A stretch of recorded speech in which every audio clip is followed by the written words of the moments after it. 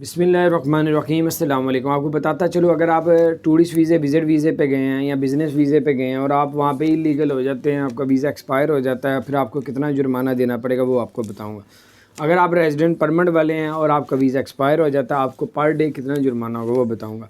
सबसे पहले आपको बताता हूँ, अगर आप टूरिस्ट वीज़े विज़िट वीज़े पे गए हैं तो आपका वीज़ा एक्सपायर हो गया तो आपको पहले दिन जो है वो 200 दिरहम का जुर्माना होगा, फिर पर डे रोज़ाना 100 दिरहम का जुर्माना किया जाएगा। अगर आपके पास रेजिडेंट परमानेंट है और आपका वीज़ा एक्सपायर हो गया, आपके पास 30 दिन बकाया होते हैं कि आप दुबई को या यूएई को छोड़ के वापस चले जाएं। अगर नहीं जाएंगे, पहले दिन आपको 125 दिरहम का जुर्माना होगा, फिर 6 महीने तक 25-25 दिरहम तक पर डे जुर्माना किया जाएगा, फिर 6 महीने के बाद आपको 50 दिरहम का जुर्माना होगा पर डे, फिर उसके बाद 1 साल के बाद आपको 100 दिरहम का जुर्माना किया जाएगा पर डे।